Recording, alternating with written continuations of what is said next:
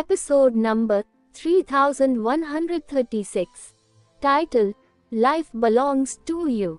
अंतरिक्ष में एक बैंगनी और एक लाल प्रभा मंडल चमका, लेकिन सिर्फ एक सेकंड के लिए। कोई नहीं देख पाया कि क्या हो रहा था। बिजली के दो बोल्ट गायब हो गए। अंतरिक्ष में दो दरारें ठीक नहीं हुई। अंतरिक्ष के ढांचे में एक छोटी सी दरार दिखाई दी। इसे एक एक्स के आकार से परिभाषित किया गया था। यह अंतरिक्ष में जल गया। ऐसा लग रहा था जैसे ये कभी नहीं मिटेगा। सभी के दिल कांप रहे थे। वे अभी भी याद करने की कोशिश कर रहे थे कि यह कितना अच्छा था। वीर और अनुभव सक्सेना किसी तरह एक दूसरे के सामने खड़े हो गए थे और वीर का हाथ अनुभव सक्सेना की गर्दन पर था। अनुभव सक्सेना हार गया। अयान जेन ने अविश्वास से देखा। ऐसा सिर्फ अयान जेन को ही नहीं लग रहा था। हर राज्य के सभी एलीट लोग अब सदमे में थे। अनुभव सक्सेना, जिसने दुनिया को लगभग तोड़ दिया था, फिर भी हार गया। उसने जो अविश्वसनीय तलवार इस्तेमाल की थी, वह अभी भी वीर को हराने में असमर्थ थी। वह हार गया। एक पुराने टॉवर में अंदर का व्यक्ति हैरान था। यनतियाओ पैलेस में कई सालों से कोई ऐसा व्यक्ति नहीं था जो दुनिया को तोड़ सके।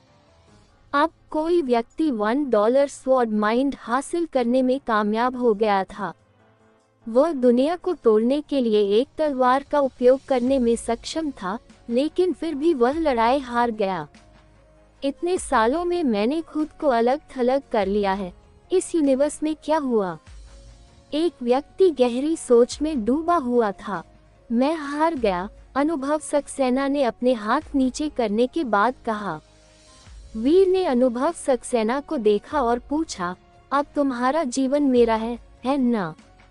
हाँ, अब मेरा जीवन तुम्हारे हवाले है, अनुभव सक्सेना ने गंभीरता से सिर हिलाते हुए कहा। वीर ने मुस्कुराते हुए कहा, मैं तुमसे एक काम करवाऊंगा और तुम मुझे अस्वीकार नहीं करोगे। मेरी जिंदगी तुम्हारी है, अनुभव सक्सेना ने कहा। तुम इसके साथ जो चाहो कर सकते हो, लेकिन यह जिंदगी सस्ती है। अगर तुम मेरा इस्तेमाल किसी और की जान लेने के लिए करना चाहते हो, तो मुझे नहीं लगता कि मैं ऐसा कर पाऊंगा। वीर ने अपना सिर हिलाया। मैं नहीं चाहता कि तुम मेरे लिए लोगों को मारो। मैं चाहता हूँ कि तुम यनतियाओ पैलेस छोड़ दो और गॉड ऑफ वेल्थ की आज्ञा मानो। तुम्हें गॉड ऑफ वेल्थ का सदस्य बनना होगा। ठीक है, मैं यनतियाओ पैलेस को जो भी देना है, दे चुका हूँ। अब मेरे हर फैसले तुम ही ले रहे हो। अनुभव सक्सेना ने सौदे के बारे में कोई सवाल नहीं पूछा, उसने बस सहमति दे दी।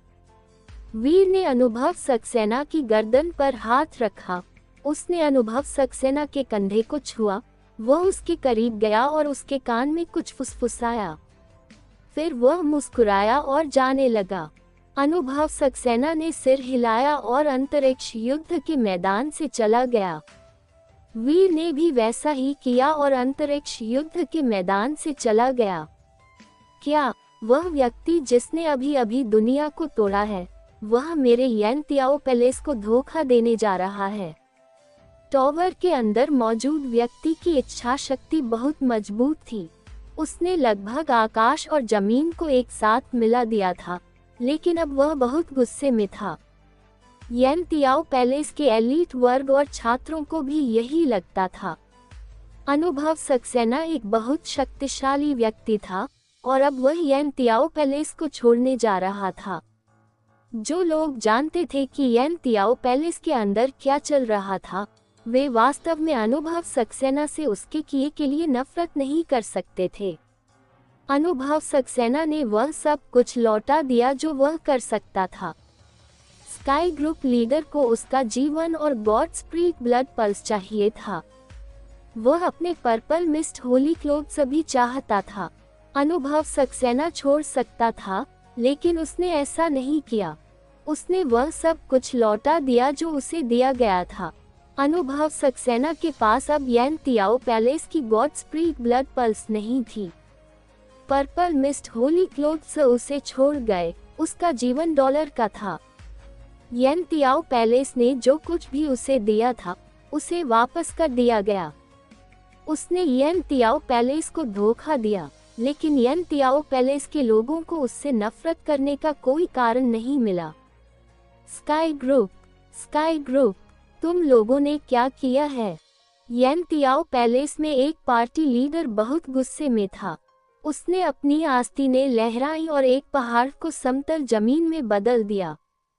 वह एक एलिट व्यक्ति है जो दुनिया को तोड़ सकता है, फिर भी उसने येन तियाओ पैलेस को धोखा दिया। एंडरसन किंगडम के किंग ओदेश सैनी ने मेज पर थप्पड़ मारा और हंसा। वह लगभग आंसू बहा रहा था क्योंकि वह बहुत हंस रहा था। येन तियाओ पैलेस, स्काई ग्रुप, ये दिलचस्प है। वहीं यान जेन ने अजीब तरह से देखा। ऐसा लग रहा था जैसे वह हंसना चाहता था, लेकिन उसने खुद को रोक लिया। गॉड ऑफ वेल्थ नाम का ये गॉड स्प्रिट कौन है? ऐसा कोई शक्तिशाली अस्तित्व कैसे हो सकता है? अब अनुभव सक्सेना इसके रैंक में है। ये ले आकाश के विरुद्ध है। 12 डिस्ट्रॉइड क्लास की गॉड स्प्रिटों में क्या उनके रैंक में इतने डरावने एलीट लोग हैं? अचानक सभी की नींद खुल गई। टॉप 8 का निर्धारण करने वाली 16 रैंक की लड़ाइयों में से गॉड ऑफ वेल्थ के सदस्यों के लिए 2 और लड़ाइयां चल रही थी। सभी ने इंगो और लकी के बीच मुकाबला देखा। इंगो का मुकाबला पहले ही खत्म हो चुका था। जैसा कि उन्होंने सोचा था, इंगो ने जीत हासिल की और टॉप 8 में जगह बनाई। लकी की लड़ाई अभी भी जारी थी। अभी तक विजेता का फैसला नहीं हुआ था। बहुत से लोग लड़ाई देख रहे थे। इसकी तुलना में वीर और इंगो द्वारा जीती गई लड़ाइयां आधी भी बुरी नहीं थीं। अनुभव सक्सेना के विपरीत, जिसने गॉड स्पिरिट जीन रेस का इस्तेमाल किया था, अन्य 2 डरावनी जीन रेसें थी जो एक गर्म लड़ाई में थी। लकी के गोल्डन विंग वाले पीकॉक किंग को कई बार देखा गया था। गोल्डन विंग वाले पीकॉक किंग का प्रतिद्वंद्वी भी एक जीन जाति का था। स्वामी युद्ध के मैदान में खुद को नहीं दिखा पाए थे।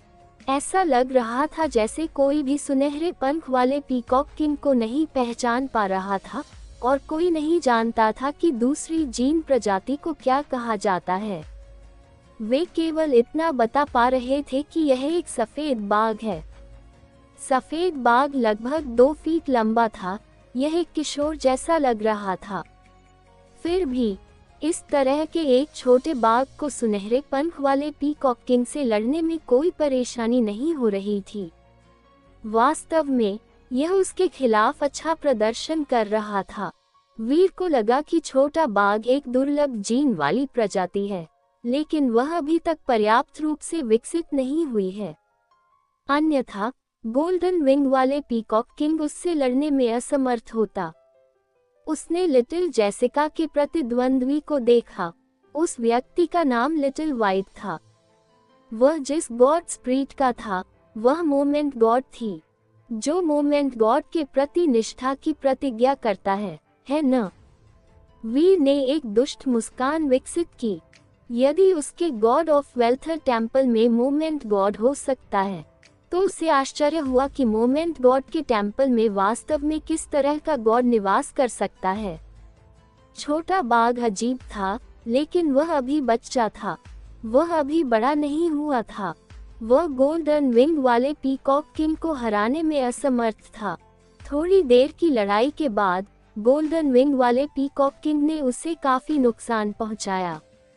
छोटे बाघ के मालिक ने बाघ को वापस बुलाया। वह नहीं चाहता था कि छोटा बाघ मर जाए।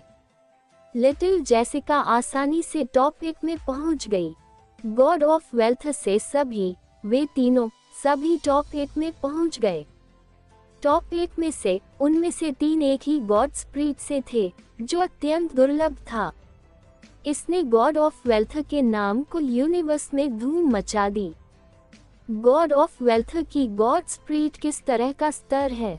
हमने इसके बारे में कभी क्यों नहीं सुना? यह एक उच्च श्रेणी की गॉड स्प्रिट होनी चाहिए, अन्यथा इतने सारे डरावने अभिजात वर्ग इसके सदस्य क्यों बनेंगे? मैं भी टेम्पल के गॉड को देखने जाना चाहता हूँ। अगर गॉड ऑफ वेल्थ ने मेरी ओर देखा और मुझे उनका सदस्य बना दिया, तो मैं निश्चित रूप से धन्य हो जाऊंगा। क्या तुम लोगों को वह गोल्डन लाइट वाली पिल याद नहीं है जब गॉड्स की लड़ाई शुरू हुई थी? क्या तुम्हें लगता है कि वह गॉड ऑफ वेल्थ की प्रकाश किरण रही होगी? मुझे लगता है कि यह बहुत अच्छी तरह से हो सकता है। मैं कहता हूँ, अन्यथा ऐसा कोई स्तंभ क्यों होगा जो वर्तमान 12 डिस्ट्रॉइड क्लास के गॉड स्प्रिटों से अधिक उज्जवल हो? मुझे लगता है कि गोल्डन पिल गोल्ड क्रिस्टल सिस्टम से आया है। क्या God of wealth gold crystal system से आते हैं? यूनिवर्स में हर कोई यह अनुमान लगा रहा था कि गॉड ऑफ वेल्थ का टेम्पल कहाँ से आया। वे वास्तव में डॉलर, इंगो और लकी की पहचान को उजागर करना चाहते थे। कुछ नोबल्स ने वास्तव में गॉड ऑफ वेल्थ टेम्पल की खोज के लिए लोगों को गोल्ड क्रिस्टल सिस्टम में भेजा। यह अफसोस की बात थी कि गॉड ऑफ वेल्थ की रक्षा स्काई किंग के बड़े ड्रैगन सवारों द्वारा की जा रही थी। कोई भी उनके करीब नहीं पहुंच पा रहा था, इसलिए कोई भी उस गॉड टेम्पल को नहीं ढूंढ पा रहा था जिसकी उन्हें तलाश थी। केवल एक व्यक्ति ही बड़े ड्रैगन सवारों से आगे निकल पाया। ये व्यक्ति गॉड ऑफ वेल्थ रिवर में गया और गॉड ऑफ वेल्थ टेम्पल में चला गया। ये व्यक्ति गॉड स्टैच्यू के सामने गया, खून की एक बूंद डाली और मंदिर का सदस्य बन गया। ड्रैगन नौकरानी रॉकी के पास वापस गई और झुककर बोली, मिस्टर मिनिस्टर, मैंने वही किया है जो आप मुझसे करवाना चाहते थे। गुड जॉब, रॉकी ने हंसते हुए कहा। असली अच्छी चीजें शुरू होने वाली हैं। मुझे उम्मीद है कि वीर मुझे निराश नहीं करोगे। Episode number 3137। टाइटल, फ्लाइंग जेन स्पेयर। यूनिवर्स में हर कोई यह अनुमान लगा रहा था कि गॉड ऑफ वेल्थ का टेम्पल कहाँ से आया।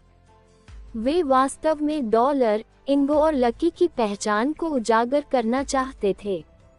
कुछ नोबल्स ने वास्तव में गॉड ऑफ वेल्थ टेम्पल की खोज के लिए लोगों को गोल्ड क्रिस्टल सिस्टम में भेजा। यह अफसोस की बात थी कि गॉड ऑफ वेल्थ की रक्षा स्काई किंग के बड़े ड्रैगन सवारों द्वारा की जा रही थी। कोई भी उनके करीब नहीं पहुंच पा रहा था, इसलिए कोई भी उस गॉड टेम्पल को नहीं ढूंढ पा रहा था जिसकी उन्हें तलाश थी। केवल एक व्यक्ति ही बड़े ड्रैगन सवारों से आगे निकल पाया। ये व्यक्ति गॉड ऑफ वेल्थ रिवर में गया और गॉड ऑफ वेल्थ टेम्पल में चला गया। ये व्यक्ति गॉड स्टैच्यू के सामने गया, खून की एक बूंद डाली और मंदिर का सदस्य बन गया। ड्रैगन नौकरानी रॉकी के पास वापस गई और झुककर बोली, मिस्टर मिनिस्टर, मैंने वही किया है जो आप मुझसे करवाना चाहते थे। गुड जॉब, रॉकी ने हंसते हुए कहा। असली अच्छी चीजें शुरू होने वाली हैं। मुझे उम्मीद है कि वीर मुझे निराश नहीं करेगा। वहीं अब 8 से 4 तक की लड़ाइयों ने वीर को परेशान कर दिया। उसका प्रतिद्वंद्वी जेन किंगडम से अयान जेन होने वाला था। यह उसके लिए ठीक था, लेकिन सोनल और लिटिल जेसिका को एक दूसरे से लड़ना था। चाहे कोई भी जीते, उनमें से एक को वह स्थान खोना पड़ेगा जिसे पाने के लिए बहुत अधिक ईश्वरीय शक्ति की आवश्यकता होती है। वह इस बारे में कुछ नहीं कर सकता था। लिटिल जेसिका जीतना नहीं चाहती थी। उसने कहा कि वह लड़ाई छोड़ देगी और गोल्डन विंग वाले पीकॉक किंग को वीर को लौटा देगी। सोनल, तुम्हें कड़ी मेहनत करनी होगी और वह हिस्सा जीतना होगा जो मैंने खो दिया है, लिटिल जेसिका ने सोनल के सिर पर हाथ फेरते हुए कहा। मैं करूंगी, सोनल ने आंखें झपकाते हुए कहा। वहीं अब जैन किंगडम में किंग आदित्य जैन ने गुप्त रूप से युवराज अयान जैन से मुलाकात की। किंग आदित्य जैन बहुत गंभीर दिख रहे थे जब उन्होंने पूछा, मेरे बेटे, क्या तुम्हें लगता है कि तुम डॉलर को हरा पाओगे? सच कहूं तो मुझे भरोसा नहीं है, अयान जैन ने जवाब दिया। उस डॉलर के बारे में भविष्यवाणी करना असंभव है। अगर वह अनुभव सक्सेना के पास ऐसी शक्ति थी जो दुनिया को तोड़ सकती थी, तो मुझे लगता है कि वह एक एलिट व्यक्ति होना चाहिए जो दुनिया को भी तोड़ सकता है। किंग आदित्य जैन ने सिर हिलाया और कहा, तुम सही हो। इस तरह के एलीट लोग इस दुनिया में फीनिक्स के पंख और किरण हॉर्न की तरह हैं। वे सभी स्काई की तरह बहुत अच्छे हैं, लेकिन वे डरावने हैं। हालांकि वे अभी भी पराजित हो सकते हैं। दुनिया को तोड़ने की शक्तियां वर्जित हैं जिन्हें गॉड स्पिरिटों ने त्याग दिया है। इस दुनिया में बहुत सारी वर्जित चीजें हैं, इसलिए उस तरह की शक्ति प्राप्त करना अच्छी बात नहीं हो सकती है। अयान जैन चुपचाप अपने पिता की बातें सुन रहा था। उसे पता था कि किंग आदित्य जैन ने उसे किसी और कारण से बुलाया होगा। वे शक्तियां शक्तिशाली हैं, लेकिन एक गॉड स्पिरिट की शक्तियां अभी भी उनका मुकाबला कर सकती हैं, किंग आदित्य जैन ने कहा। यदि आप कहते हैं कि एक ब्रेक वर्ल्ड पावर एक तेज ब्लेड है, तो गॉड स्पिरिट की शक्तियां एक ढाल होंगी। आप ब्रेक वर्ल्ड शक्तियों को प्रतिबंधित करने के लिए एक गॉड स्पिरिट की शक्ति का उपयोग कर सकते हैं, लेकिन गॉड फाइट आपको गॉड स्पिरिट के साथ गठबंधन करने की अनुमति नहीं देती है, अयान जैन ने कहा। हम केवल अपने गॉड स्पिरिट ब्लड पल्स पर निर्भर हो सकते हैं। दुनिया को तोड़ना बहुत मुश्किल होगा। बेशक, अगर तुमको अपनी शक्तियों पर निर्भर रहना पड़े तो ये काम नहीं करेगा, लेकिन ऐसा नहीं है कि कोई दूसरा रास्ता नहीं है। किंग आदित्य जैन ने मेज पर रखे एक आयताकार लकड़ी के बक्से की ओर इशारा करते हुए कहा, अयान, मेरे बेटे, लकड़ी के बक्से को खोलो। अयान जैन का दिल धड़क उठा। उसे कुछ सूझा, इसलिए उसने खुशी खुशी लकड़ी का बक्सा खोला और उसके अंदर देखा। उसकी आंखें चमक उठी। वह आश्चर्यचकित लग रहा था जब उसने पूछा, पिताजी, क्या ये जैन किंगडम का सैक्रिफिशियल गॉड टूल, ये फ्लाइंग जैन स्पीयर है? लकड़ी के बक्से के अंदर एक छोटा भाला था। भाले का शरीर काले धातु से बना था। ऊपर एक रहस्यमयी प्रतीक था। भाले का सिर बहुत अजीब था। यह एक उल्टे हुए जैन की तरह था जो अपने पंखों को पीछे खींच रहा था। बुरा नहीं, किंग आदित्य जैन ने हंसते हुए कहा। ये जैन किंगडम का सैक्रिफिशियल गॉड टूल है, जो कई पीढ़ियों से चला आ रहा है। ये फ्लाइंग जैन स्पीयर्स है। सैक्रिफिशियल गॉड टूल दिन रात इस मेज पर रखा जाता था, जिससे गॉड स्पिरिट की शक्ति एकत्रित होती थी। जब मनुष्य अपने ब्लड पल्स की जांच करवाते हैं, तो वे अपने ब्लड का एक टुकड़ा बलि देते हैं। इस बलि के औजार में अनगिनत सदस्यों का रक्त होता है, और इसने उन सदस्यों के रक्त को अवशोषित कर लिया है। जैन किंगडम का सैक्रिफिशियल फ्लाइंग जैन स्पीयर्स है। इसे एम्प्टी गॉड के लिए गॉड की मेज पर रखा गया था। किंगों की कई पीढ़ियों के गुजर जाने के बाद मैं कल्पना भी नहीं कर सकता कि इसने अपने सदस्यों का कितना रक्त अवशोषित किया है, ताकि इसे इतनी शक्तिशाली शक्ति प्राप्त हो सके। हमारे किंग शुभांकर जैन के समय में जैन किंगडम संकट में फंस गया था। हमें बुराई को हराने और अपने किंगडम को उस संकट से उबरने में मदद करने के लिए सैक्रिफिशियल टूल का उपयोग करना था। उस समय फ्लाइंग जैन स्पीयर ने गॉड की वेदी को छोड़ दिया था, और हमें गॉड की वेदी पर एक नया भाला बनाना था। नया फ्लाइंग जैन स्पीयर भी खास था। इसे एक दुर्लभ जीन जाति के सीन से बनाया गया था। इसमें दिन रात खेती करने वाली गॉड पावर थी, और यह हमारे सदस्यों के खून से रंगा हुआ था। ये हमारे शानदार किंगडम की कई शताब्दियों तक उन्हें अवशोषित करता रहा है। इसमें मौजूद ईश्वरीय शक्ति पहले फ्लाइंग जैन स्पीयर से ज्यादा खराब नहीं हो सकती। अंत में, जब हमारा साम्राज्य जीत गया और उस संकट पर काबू पा लिया, तो दो फ्लाइंग जैन स्पीयर्स को हमेशा गॉड की वेदी के ऊपर रखा जाता था। उनका उपयोग केवल तब किया जा सकता है जब कोई बड़ा संकट हो। किंग आदित्य जैन ने फ्लाइंग जैन स्पीयर्स को सहलाया। अपनी दबंग उपस्थिति के साथ उसने कहा, फ्लाइंग जैन स्पीयर्स कोई गॉड स्पिरिट नहीं है, लेकिन उसकी शक्ति गॉड स्पिरिट से प्रतिस्पर्धा कर सकती है। वे एम्प्टी गॉड के स्थान पर एक बढ़िया विकल्प हो सकते हैं। इन दो भालों की सहायता से भले ही तुम किसी ऐसे एलीट व्यक्ति से भिड़े जो दुनिया को तोड़ सकता है, तुमको कोई परेशानी नहीं होगी। पिताजी, क्या आप चाहते हैं कि मैं डॉलर का मुकाबला करने के लिए फ्लाइंग जेन स्पीयर्स का उपयोग करूं? अयान जेन ने आश्चर्य से किंग आदित्य जेन को देखा। फ्लाइंग जेन स्पीयर्स किंगडम के लिए बहुत महत्वपूर्ण थे। किसी ने कभी नहीं सोचा था कि जब तक कोई बड़ा संकट न हो तब तक उनका इस्तेमाल किया जाएगा। ये जानना कि अब उनमें से दो का इस्तेमाल होने वाला है, शायद अतिशयोक्ति के रूप में देखा गया होगा। किंग आदित्य जेन ने अयान जेन के चेहरे पर चिंता देखी। उसने आह भरी और कहा, अभी यहाँ सिर्फ तुम और मैं, एक पिता और बेटा हैं। एक पिता के तौर पर मैं तुमसे कुछ नहीं छुपाने वाला। हमारा जेन फैमिली जेन किंगडम में अब तक देखा गया सबसे कमजोर परिवार है। पिछले कुछ सालों में हालात और भी खराब हो गए हैं। दूसरे राज्य शायद दुर्लभ जीन वाली नस्ल के लिए ज्यादा कुछ न करें, लेकिन जेन किंगडम के लिए हमें दुर्लभ जीन वाली नस्ल मिले हुए कई साल हो गए हैं। अगर हम एक और नस्ल पा सके तो ये बहुत बढ़िया होगा। चिंता मत करो पिताजी, अयान जेन ने गंभीरता से झुकते हुए कहा। मैं अपनी पूरी कोशिश करूंगा। मैं इन गॉड फाइट्स में जेन किंगडम की ओर से प्रथम स्थान प्राप्त करने और हमारे लिए एक दुर्लभ जीन अंडा प्राप्त करने का प्रयास करूंगा। एक पिता के रूप में मुझे आपकी क्षमताओं पर विश्वास है। किंग आदित्य जेन ने तीखी आंखों से कहा, तुम बहुत होशियार व्यक्ति हो। पूरा जेन किंगडम तुम पर अपनी उम्मीदें लगाए हुए है। इस बार फ्लाइंग जेन स्पीयर्स का उपयोग केवल एक दुर्लभ जीन रेस प्राप्त करने के उद्देश्य से नहीं है। ये केवल इसलिए है क्योंकि मैं चाहता हूँ कि जो लोग जेन किंगडम का लाभ उठाना चाहते हैं, उन्हें पता चले कि हमारे बीच अभी भी शक्तिशाली लोग हैं और उन्हें इतनी आसानी से धमकाया नहीं जा सकता है।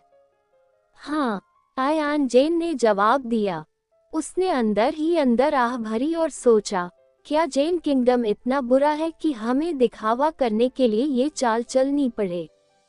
ऐसा लगता है कि जेन किंगडम की स्थिति मेरी सोच से कहीं ज्यादा खराब है।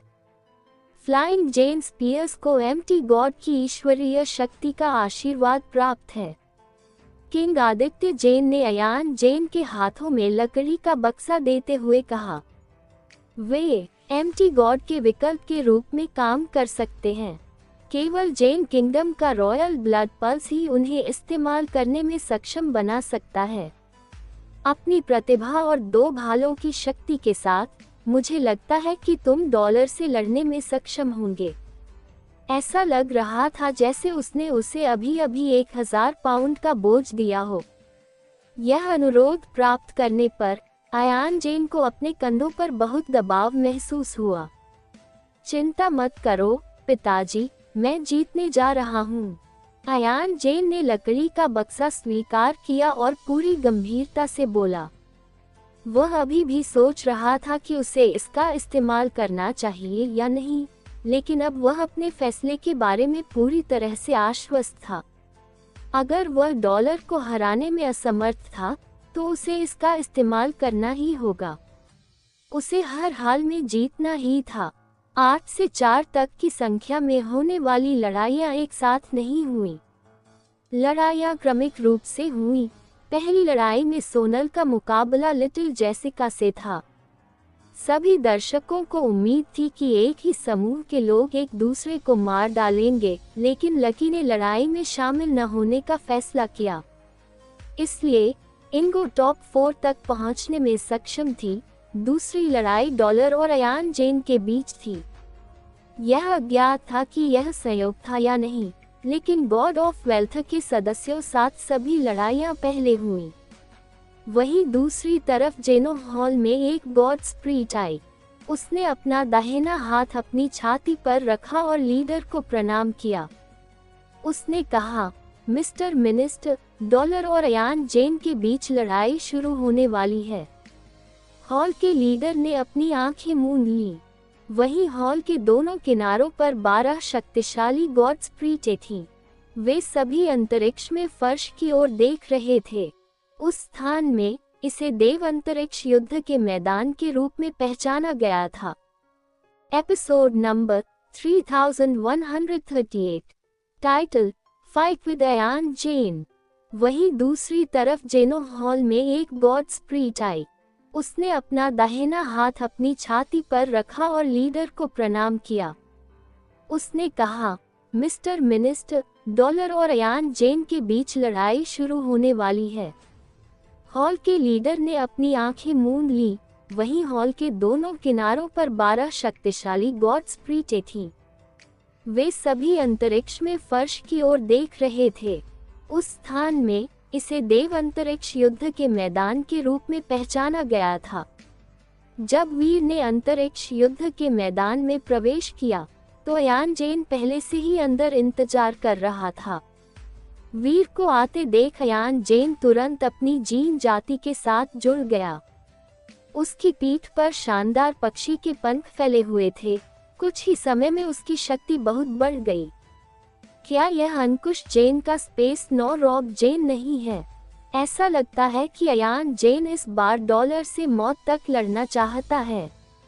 स्काई किंग ने अयान जेन के व्यवहार में अंतर देखा, इसलिए वह अपने आश्चर्य को व्यक्त करने से खुद को रोक नहीं सका। वास्तव में अधिकांश अभिजात वर्ग जो जेन किंगडम के बारे में कुछ भी जानते थे, वे बता सकते थे कि अंकुश जेन अपने रिप स्पेस 9 रॉब जेन का उपयोग कर रहा था। इसके साथ जुड़ने के बाद अयान जेन का शरीर एक डरावनी शक्ति की हरकत से भर गया। उसके शरीर पर एक ग्रे उपस्थिति फैल गई, जिसने उसे ग्रे आग में ढक दिया। उसके सिर पर एक सींग और उसकी पीठ पर एक सांप की पूंछ उगाई।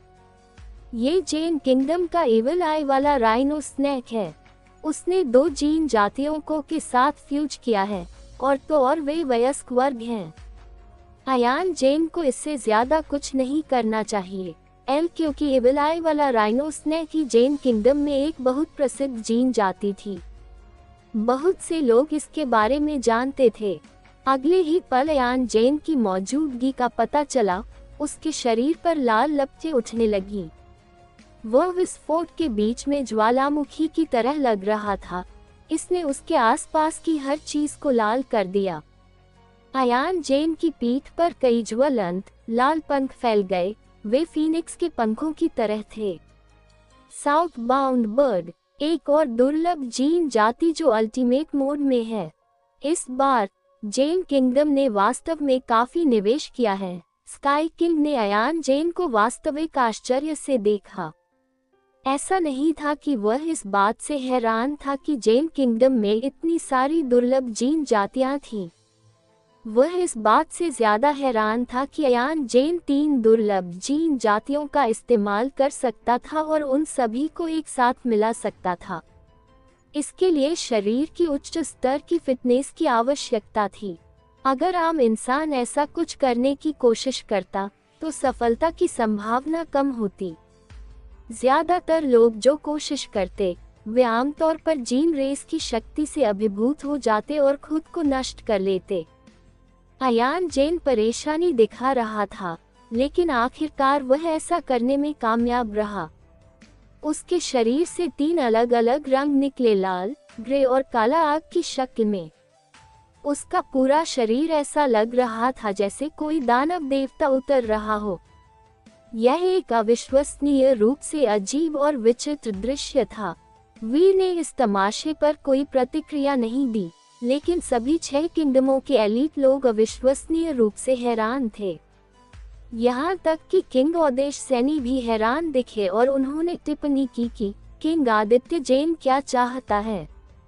ये सिर्फ एक गॉड फाइट है। फिर भी उसने फ्लाइंग जेन स्पीयर्स को बाहर निकाला। क्या ये वास्तव में इस सब के लायक है? जब रॉकडी ने फ्लाइंग जेन स्पीयर्स का खुलासा देखा तो वह भी चौंक गया। उसने 2 सैक्रिफिशियल गॉड टूल भी निकाले हैं। जाहिर है मैंने जेन किंगडम की लड़ने और जीतने की इच्छा को कम करके आंका होगा। ये दिलचस्प होने वाला है। अगर तुम जीतते हो तो ये कानूनी है, वीर ने ठंडे स्वर में कहा। अगर तुम हारते हो तो यह अवैध है, इससे कोई फर्क नहीं पड़ता। ठीक कहा, उस मामले में हमें निश्चित रूप से अपना सर्वश्रेष्ठ प्रयास करना चाहिए। अयान जेन कोई भी समय बर्बाद नहीं करना चाहता था।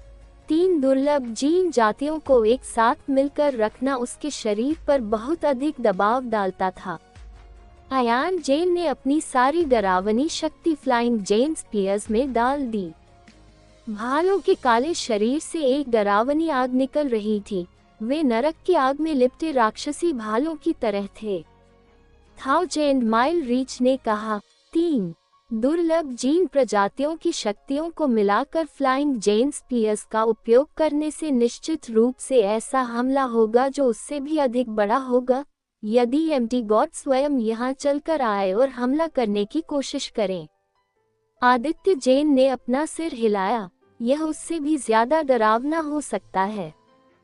फ्लाइंग जेन स्पीयर्स 2 सैक्रिफिशियल गॉड टूल हैं, वे खुद एम्प्टी गॉड के सैक्रिफिशियल हैं। अयान जेन एम्प्टी गॉड का उत्तराधिकारी होना चाहिए। अगर वह इसे 3 दुर्लभ जीन रेस पावर बफ्स के साथ इस्तेमाल करता है तो यह और भी डरावना होगा। इससे पहले कि 1000 माइल रीच जवाब में कुछ कहता, अयान जेन के हाथों में फ्लाइंग जेन स्पीयर्स आ गए।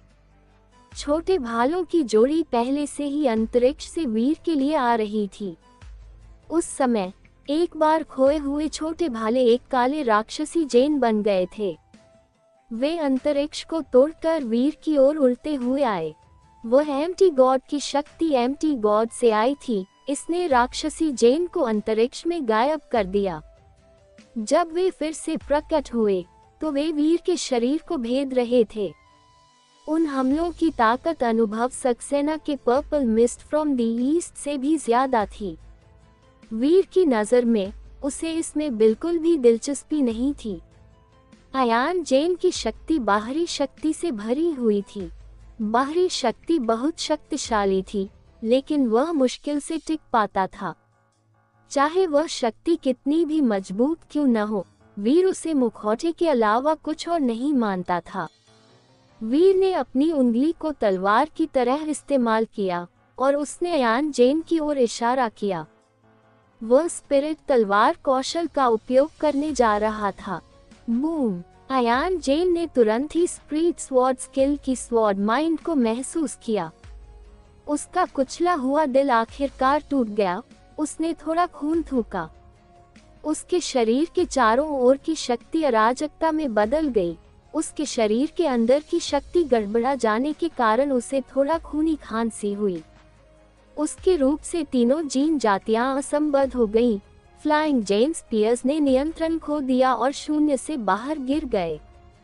सभी किंगडमों के एलीट लोग आश्चर्यचकित हो गए। अयान जेन ने अपने हमले में बहुत प्रयास किया था, लेकिन वीर सिर्फ एक उंगली से उसके प्रयास को विफल करने में सक्षम था। किंग आदित्य जेन का चेहरा पीला पड़ गया था। उसे उम्मीद थी कि अयान जेन हार सकता है, लेकिन उसे उम्मीद नहीं थी कि उसका बेटा इस तरह हारेगा। उसे उम्मीद नहीं थी कि वीर की एक उंगली ही उसके लिए अभिशाप बन जाएगी। अयान जेन को ऐसे नतीजे की उम्मीद नहीं थी। उसने इतने लंबे समय से तैयारी की थी, फिर भी उसे इस तरह से मारा गया और बुरी तरह से हार का सामना करना पड़ा। रॉक भी उत्साहित था। उसने अयान जेन को जलती आंखों से देखा। ठीक है, यह ऐसी नजर है, इससे कोई फर्क नहीं पड़ता कि आप गॉड है या डेमन। अगर आपके दिल में जिद नहीं है तो आप बकवास के अलावा कुछ नहीं हैं। यही सही नजर है। यही नजर एक एलीट व्यक्ति की होनी चाहिए। इसे बाहर निकालो अभी, यही तुम्हारी जरूरत है। अयान जेन ने अपने मुंह से खून पोंछा। वह खड़ा हो गया। उसे परवाह नहीं थी कि इसके लिए क्या करना होगा। वह बस हारना नहीं चाहता था। अयान जेन हार नहीं सकता था। जेन किंगडम एक और हार बर्दाश्त नहीं कर सकता था। यही वजह थी कि वह लड़ाई जारी रखने वाला था। इससे कोई फर्क नहीं पड़ता था कि इसकी कीमत कितनी है। उसे जीतना था। उसने अपनी छाती से कुछ निकाला। अयान जेन ने उसे अपने हाथों में कसकर पकड़ लिया। वह कुछ देर के लिए जम गया, फिर उसने अपनी सारी ताकत लगाकर अपने हाथों में जो कुछ भी था उसे कुचल दिया। उसकी मुट्ठी से कई अजीबोगरीब शक्तियां निकलीं। शक्तियां अयान जेन के शरीर में बर्फ के टुकड़ों की तरह तैरती रहीं। जिस क्षण शक्ति उस पर पड़ी, वो उसकी त्वचा में समा गई। जब अजीब शक्ति उसमें पिघल गई, तो अयान जेन की ढीली शारीरिक उपस्थिति पूरी ताकत से वापस आ गई। तीनों जीन जातियों को फिर से बुलाया गया और वे उसके साथ मिल गए। इस बार अयान जेन का शरीर थका हुआ नहीं लग रहा था। ऐसा लग रहा था जैसे वह खुशी खुशी चावल खा रहा हो और चाय पी रहा हो। अब उसके लिए ये सब इतना आसान हो गया था कि अयान जेन के चेहरे पर मुस्कान भी आ गई। डॉलर, हमारी लड़ाई अभी शुरू हुई है। अयान जेन ने अपनी आंखें खोली और वीर को देखा। उसकी आंखें पूरी तरह काली हो गई थीं। उसकी आंखों में कोई पुतलियां या सफेदी नहीं दिख रही थी। ऐसा लग रहा था जैसे उसकी आंखें किसी मॉन्स्टर की हों। तुम अयान जेन नहीं हो, वीर ने भौहें सिकुड़ी। उसने अयान जेन की ओर देखा और पूछा, तुम कौन हो? Episode number 3139। टाइटल, वीर वर्सेस अयान जेन। जब अजीब शक्ति अयान जेन में पिघल गई, तो अयान जेन की ढीली शारीरिक उपस्थिति पूरी ताकत से वापस आ गई। तीनों जीन जातियों को फिर से बुलाया गया और वे उसके साथ मिल गए। इस बार अयान जेन का शरीर थका हुआ नहीं लग रहा था। ऐसा लग रहा था जैसे वह खुशी खुशी चावल खा रहा हो और चाय पी रहा हो। अब उसके लिए ये सब इतना आसान हो गया था कि अयान जेन के चेहरे पर मुस्कान भी आ गई। डॉलर, हमारी लड़ाई अभी शुरू हुई है। अयान जेन ने अपनी आंखें खोली और वीर को देखा। उसकी आंखें पूरी तरह काली हो गई थीं। उसकी आंखों में कोई पुतलियां या सफेदी नहीं दिख रही थी। ऐसा लग रहा था जैसे उसकी आंखें किसी मॉन्स्टर की हों। तुम अयान जेन नहीं हो, वीर ने भौहें सिकुड़ी। उसने अयान जेन की ओर देखा और पूछा, तुम कौन हो? क्या तुम जल्दी से बता सकते हो कि मैं कौन हूँ? अयान जेन ने एक दुष्ट मुस्कान के साथ पूछा, तुम्हारी भावनाएं निश्चित रूप से काफी संवेदनशील हैं, लेकिन हम पुराने दोस्त हैं। इसलिए तुम यह अनुमान लगाने के लिए स्वतंत्र हो कि मैं कौन हूँ। रॉकडी, वीर ने भौहें सिकोड़ते हुए कहा, तुम्हारी भावनाएं बहुत सटीक हैं, लेकिन तुमने केवल आंशिक रूप से सही अनुमान लगाया है।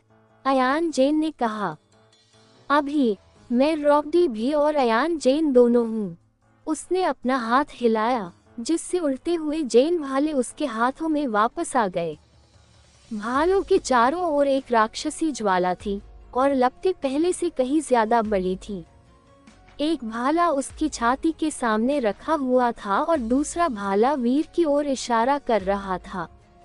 अयान जेन की आंखों में आग सी लग रही थी और वह कह रहा था, आओ मुझसे लड़ो। देखते हैं कि तुम कितने ताकतवर हो। लोगों को धोखा देने के लिए अपनी छोटी छोटी तरकीबें इस्तेमाल करना बंद करो। मेरा दिल गॉड या डेमन के दिल जैसा है। 1000 चालों के बाद भी मैं फिसलकर एक भी दोष अपने लिए नहीं बना सकता। तुम्हारी तलवार की ताकत मेरे लिए बेकार है। उसके बाद अयान जेन के हाथों में से एक छोटा भाला वीर की ओर बढ़ा। छोटा भाला फ्लाइंग जेन जैसा दिख रहा था। यह अंतरिक्ष को चीरता हुआ गायब हो गया। अचानक तुरंत ही वीर का शरीर पीछे हट गया, जिससे फ्लाइंग जेन भाला उसके गाल के पास से होते हुए निकल गया। इसने उसके चेहरे की त्वचा को खरोंच दिया, जिससे एक छोटा सा लाल निशान रह गया। अयान जेन ने हंसते हुए कहा, गॉड स्प्रीट की शक्तियां बहुत दिलचस्प हैं। फिर उसने दूसरा छोटा भाला निकाला। 2 छोटे भाले फ्लाइंग जेन में बदल गए। वे वीर के आसपास के अंतरिक्ष क्षेत्र से गायब हो गए। वे पारदर्शी थे। ऐसा लग रहा था कि वे वीर पर हमला करने वाले थे। वीर ने थोड़ा भौहें सिकुड़ी वो टेलीपोर्ट करने में अच्छा था। वह शायद इसमें माहिर भी था, लेकिन एम्प्टी गॉड की शक्तियां सिर्फ टेलीपोर्टेशन पर निर्भर नहीं थीं। इसकी शक्तियां शरीर को शून्य में बदल देती थीं। टेलीपोर्ट करने के लिए स्पेस को तोड़ना जरूरी था। ये स्पेस में एक ऐसी हरकत थी जिससे वीर को यह अनुमान लगाने में मदद मिली कि फ्लाइंग जेन स्पीयर्स कहां से निकलेंगे। एम्प्टी गॉड की शक्तियों को किसी को अंतरिक्ष चीरने की आवश्यकता नहीं थी। यह ऐसा था जैसे दो फ्लाइंग जेन स्पीयर्स वीर के सामने अदृश्य हो गए। वह उनकी उपस्थिति या गति को देखने में असमर्थ था। भले ही वीर ने अपनी शक्तियों का उपयोग किया, फिर भी वह दो छोटे भालों की उपस्थिति महसूस नहीं कर सका। वीर दो दुश्मनों से लड़ रहा था जिन्हें वह देख नहीं सकता था। जब तक उसका शरीर फ्लाइंग जेन भाले से नहीं टकराया, तब तक वह प्रतिक्रिया नहीं कर सकता था। वीर की प्रतिक्रिया चाहे जितनी भी तेज क्यों न रही हो, वह एक कदम बहुत देर से आया। अगर उसका शरीर बहुत मजबूत न होता तो फ्लाइंग जेन स्पीयर्स उसे मार देते। संभवतः उसका सिर काट दिया जाता। एम्प्टी गॉड की शक्तियां बहुत दिलचस्प हैं। अयान जेन ने वीर को देखा, जो फ्लाइंग जेन स्पीयर्स से लगातार चोटिल हो रहा था। वह हंसा और बोला, ऐसा लगता है कि तुम इस शक्ति को नकारने के लिए कुछ नहीं कर सकते। वीर ने कोई जवाब नहीं दिया। वह अभी भी यह महसूस करने की कोशिश कर रहा था कि फ्लाइंग जेन स्पीयर्स कहाँ हैं, लेकिन वह हर बार असफल हो रहा था। अगर तुम्हारे पास ऐसी शक्तियां हैं जो दुनिया को तोड़ सकती हैं, तो कौन परवाह करता है? अयान जेन ने पूछा, तुम समझ नहीं सकते कि फ्लाइंग जेन स्पीयर्स कहाँ हैं? भले ही तुम्हारे पास सब कुछ नष्ट करने के लिए पर्याप्त शक्ति हो, लेकिन तुम नहीं जानते कि वे कहाँ हैं। इसलिए इतनी सारी शक्ति होना भी बेकार है। वीर ने उसे नजरअंदाज कर दिया, लेकिन उसे और ज्यादा चोटें लग रही थी। क्या भाई वीर ठीक होंगे? लिटिल जेसिका ने चिंतित होकर पूछा। सोनल ने अपने होंठ चाटे और जवाब दिया, ये ठीक है। मेरे डैडी को बस एम्प्टी गॉड की शक्तियों का पता लगाने की जरूरत है, अन्यथा वह पहले ही दो जेन को मार चुका होता। जैसा कि सोनल ने कहा, वीर एम्प्टी गॉड की शक्तियों का पता लगाना चाहता था। दो फ्लाइंग जेन भालों से निपटना उसके लिए मुश्किल नहीं था, लेकिन एम्प्टी गॉड की शक्ति थोड़ी अजीब थी। यह उसे शक्ति की गति को महसूस करने से रोक सकती थी। अगर वह फिर से उससे मिलता, तो उसका मुकाबला करने का कोई तरीका नहीं होता। वीर को ये पता लगाना था कि एम्प्टी गॉड की शक्तियों पर कैसे काबू पाया जाए। यही कारण था कि वह फ्लाइंग जेन स्पीयर्स को उस पर हमला करने की अनुमति देता रहा।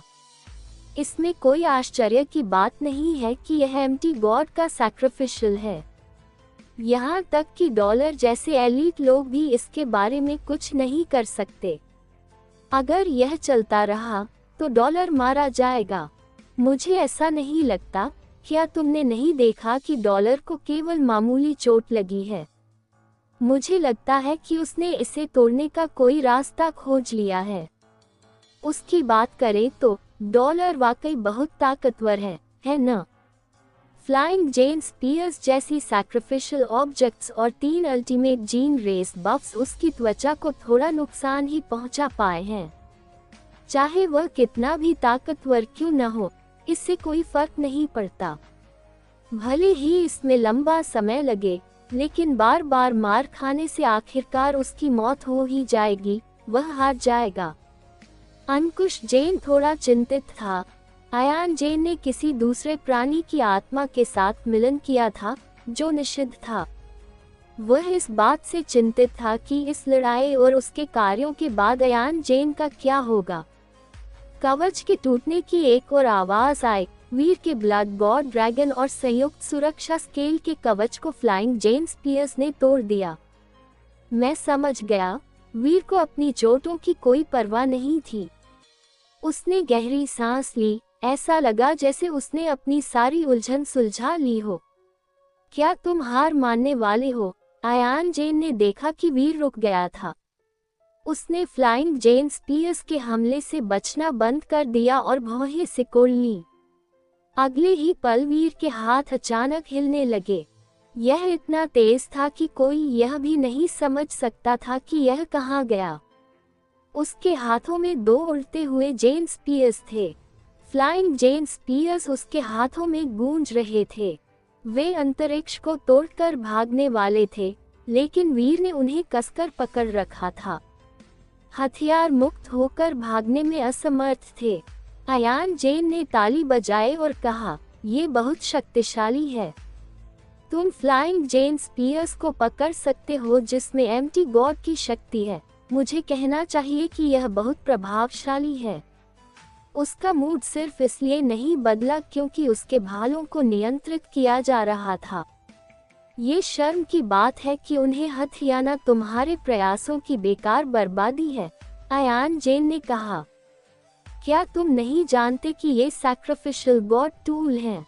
केवल गॉड स्प्रीट या गॉड स्प्रीट के उत्तराधिकारी ही उनका उपयोग कर सकते हैं।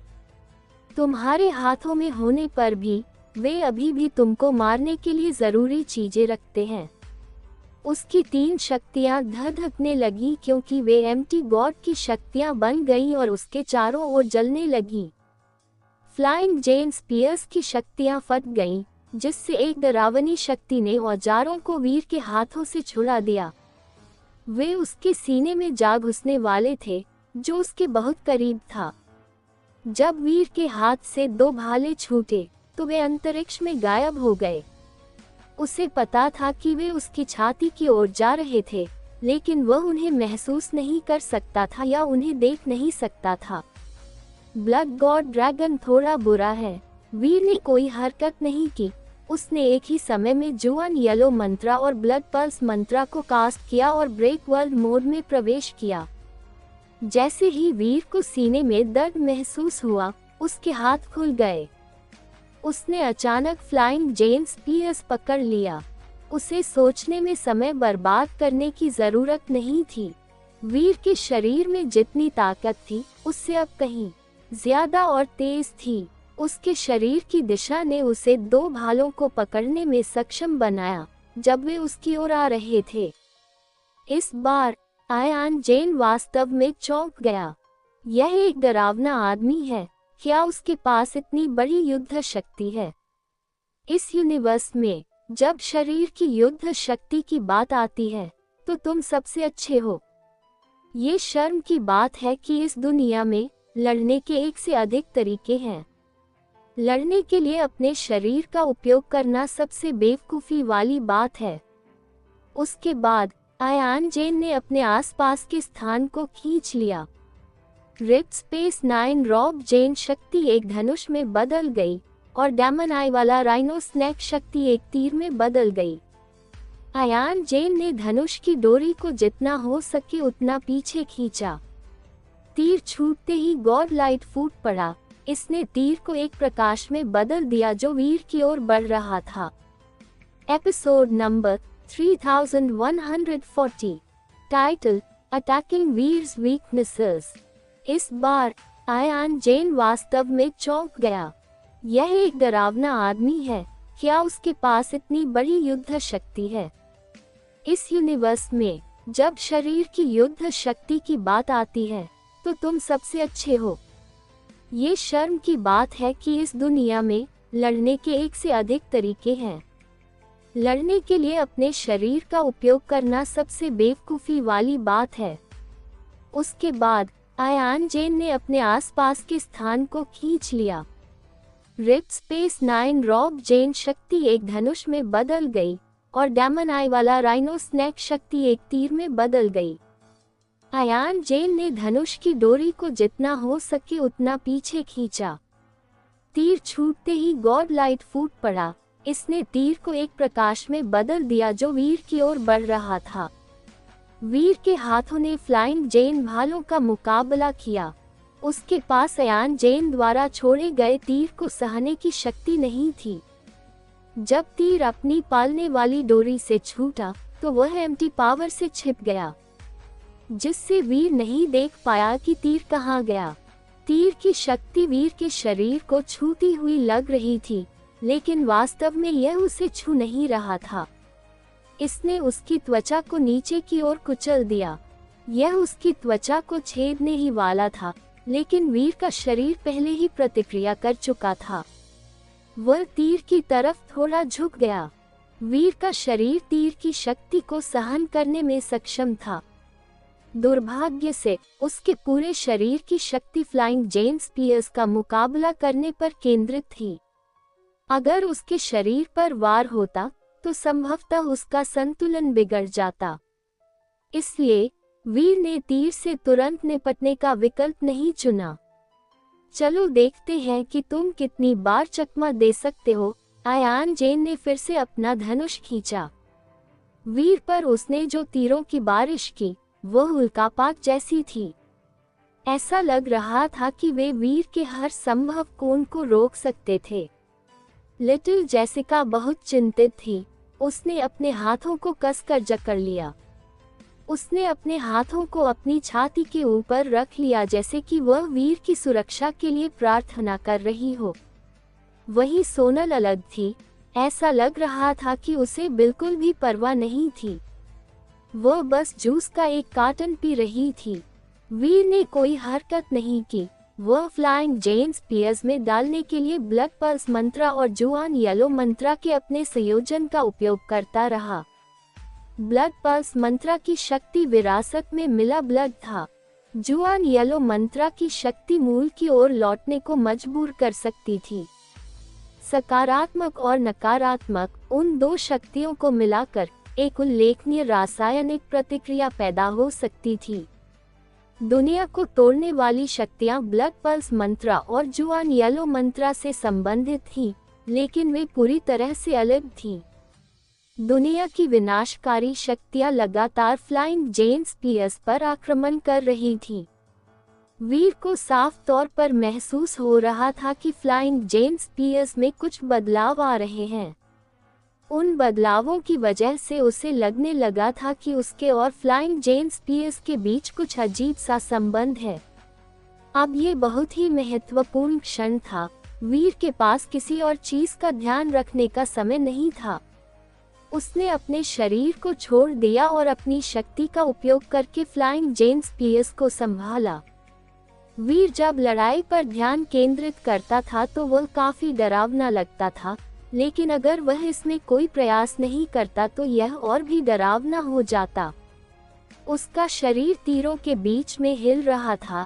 ऐसा लग रहा था जैसे उसके शरीर का वजन नापने का कोई पैमाना ही नहीं था। कई डरावने अदृश्य तीर उस पर गिरे। वे उसके शरीर को धक्का दे सकते थे, लेकिन उनमें से कोई भी उसे छेद नहीं सकता था। चाहे वह शक्ति कितनी भी क्रूर और डरावनी क्यों न हो, वह वीर को नुकसान नहीं पहुंचा सकती थी। उसके शरीर का स्पर्श और परावर्तक शक्ति अपने विस्तार में बहुत बारीक थी। किसी भी तरह की हरकत उस पर प्रतिक्रिया कर सकती थी। ब्रह्मांड के सभी मनुष्य जमे हुए थे। उन्होंने लड़ने के लिए जीन जातियों की शक्तियों का इस्तेमाल किया, इसलिए उन्होंने पहले कभी ऐसा कुछ नहीं देखा था। ये तथ्य कि वह अपनी आत्म युद्ध शक्ति को इस स्तर तक बढ़ाने में सक्षम था, वह भयावह था। इस लड़ाई के बाद कई मनुष्यों ने आत्म युद्ध शक्ति अभ्यास पर ध्यान केंद्रित करना शुरू कर दिया। हालांकि वे कभी भी वीर के स्तर तक नहीं पहुंच सकते थे, लेकिन इसने किंगडम वाले इस यूनिवर्स के मनुष्यों को अपनी आंतरिक शक्ति को बेहतर बनाने का प्रयास करने के लिए प्रेरित किया। कुल मिलाकर इसने उन्हें एक उच्च स्तर पर पहुंचा दिया। अयान जेन ने थोड़ा सा मुंह सिकोड़ा। उसने ठंडे स्वर में कहा, चाहे तुम्हारा शरीर कितना भी तेज क्यों न हो, मुझे नहीं लगता कि तुम मेरी सारी शक्तियों को चकमा दे पाओगे। अयान जेन का शरीर हिल रहा था। ऐसा लग रहा था जैसे वीर के चारों ओर छाया है और वह तेजी से आगे बढ़ रहा था। अयान जेन के हाथों में धनुष लगातार फायर कर रहा था। चारों तरफ से और 8 दिशाओं से तीरों की बारिश हो रही थी। फिर भी अयान जेन अपने दुश्मन के बहुत करीब जाने की हिम्मत नहीं कर पाया।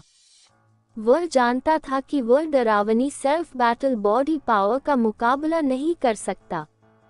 उसने वीर से आमने सामने लड़ने की हिम्मत नहीं की। वास्तव में वीर को यान जेन की बहुत कम परवाह थी।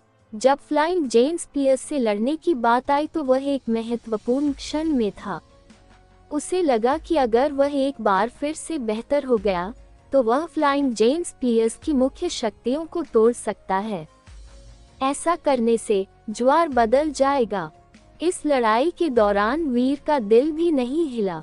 उसने पहले ही अपने शरीर को पूरी ताकत से झोंक दिया था। इससे वह तीरों की बारिश के बीच भी इतनी आसानी से और तेजी से आगे बढ़ पाया जैसे पार्क में टहलना हो। 10,000 फूलों और झाड़ियों के बीच से बिना एक भी पत्ती छुए यात्रा करना। डॉलर की शारीरिक युद्ध शक्ति भयानक है। स्काई किंग जो कुछ देख रहा था उसकी प्रशंसा किए बिना नहीं रह सका। जेनो हॉल में हॉल के लीडर और 12 गॉड्स प्रीटे सिर झुकाए युद्ध को देख रहे थे। उन्होंने देखा कि वीर अदृश्य तीरों की बारिश के बीच में ठंडी सैर कर रहा था। वीर की युद्ध शक्ति चरम पर पहुंच गई है। एक गॉड्स प्रीट ने आह भरते हुए कहा, मुझे नहीं लगता कि हम में से कोई भी उसे यहाँ हरा पाएगा। ये शक्ति अपरिवर्तनीय नहीं है, एम्प्टी गॉड ने ठंडे स्वर में कहा। भले ही उसके शरीर की युद्ध शक्ति उसे हारने न दे, लेकिन इसका मतलब यह नहीं है कि उसका शरीर अजेय है। तो क्या उसका शरीर गॉड्स प्रीट से बेहतर है? वह अजेय है। क्या आपको वाकई लगता है कि इस दुनिया में कोई ऐसी शक्ति है जो उसे रोक सकती है? एक और गॉड्स प्रीट एम्प्टी गॉड के आकलन से सहमत नहीं थी। भले ही वह अजेय हो, फिर भी उसे नियमों के अनुसार खेलना होगा, एम्प्टी गॉड ने ठंडे स्वर में कहा। ब्रेक वर्ल्ड पावर उसे नुकसान पहुंचा सकती है और मेरी शक्ति भी उसे प्रभावित कर सकती है। मुझे डॉलर पर भरोसा है। शायद वह सचमुच उस मुकाम तक पहुंच सकता है। शायद ही, क्योंकि एंडरसन सैनी भी उस स्तर तक पहुंचना चाहता था, लेकिन वह असफल रहा। क्या तुम लोग मानते हो कि एंडरसन सैनी वीर से कमजोर था? एंडरसन सैनी ने अजेय शरीर प्राप्त किया, लेकिन फिर भी वह असफल रहा। 12 उच्च स्तरीय गॉड्स प्रीटों ने अपनी चर्चा जारी रखी। इस बीच हॉल लीडर केवल मुस्कुराता रहा और वीर और अयान जेन के बीच लड़ाई को देखता रहा। उसने उनके बीच में कुछ नहीं कहा। अयान जेन ने कई तरकीबें अपनाई, लेकिन वह वीर के शरीर को नुकसान नहीं पहुंचा पाया। समय के साथ फ्लाइंग जेन स्पीयर्स की ताकत लगातार कमजोर होती गई। बहुत से लोग जानते थे कि अयान जेन की ताकत कम होती जा रही है। उसके पास कोई मौका नहीं था। जब डॉलर ने फ्लाइंग जेन स्पीयर्स पर पूरी तरह से कब्जा कर लिया, तो अयान जेन हार जाएगा। वहीं अयान जेन अभी भी निराश नहीं दिख रहा था। वह अभी भी अपना धनुष पकड़े हुए थे, लेकिन उसने तीर चलाना बंद कर दिया था। उसने वीर की ओर देखा और मुस्कुराए। तुम बहुत शक्तिशाली व्यक्ति हो। यह अफसोस की बात है कि तुम्हारे आसपास के लोग शायद तुम्हारे जितने शक्तिशाली नहीं हैं। मैं रॉकटी के आने तक का समय गिन रहा हूँ। जब वीर ने ये शब्द सुने, तो वह तुरंत उदास हो गया। अब समय आ गया है। अयान जेन ने अचानक अपना धनुष घुमाया। अचानक कई तीर चल पड़े। जेड वॉल सिटी के बंसल फैमिली के महल में एक आदमी और एक महिला महल के दरवाजे पर पहुंचे। आदमी ने एक टॉप हैट और 3 पीस सूट पहना हुआ था। उसकी बहुत मोटी, बड़ी काली दाढ़ी थी। उसने एक सुंदर बेग पकड़ी हुई थी। वह महिला नौकरानी जैसी दिखती थी, लेकिन उसके सिर पर एक अजगर का सींग था। महल के पहरेदार उनके आगे आगे आए और पूछा, क्या तुम्हें कुछ चाहिए? रॉकडी ऐसे आगे बढ़ता रहा जैसे कि गार्ड मौजूद ही न हो। पहरेदारों ने उसे रोकने की कोशिश की, लेकिन ड्रैगन लेडी की आंखें जम गईं। पहरेदारों को लगा जैसे किसी बड़े ड्रैगन ने उन्हें घूर कर देखा हो। वे बड़े, डरावने ड्रैगन के डर से भर गए थे।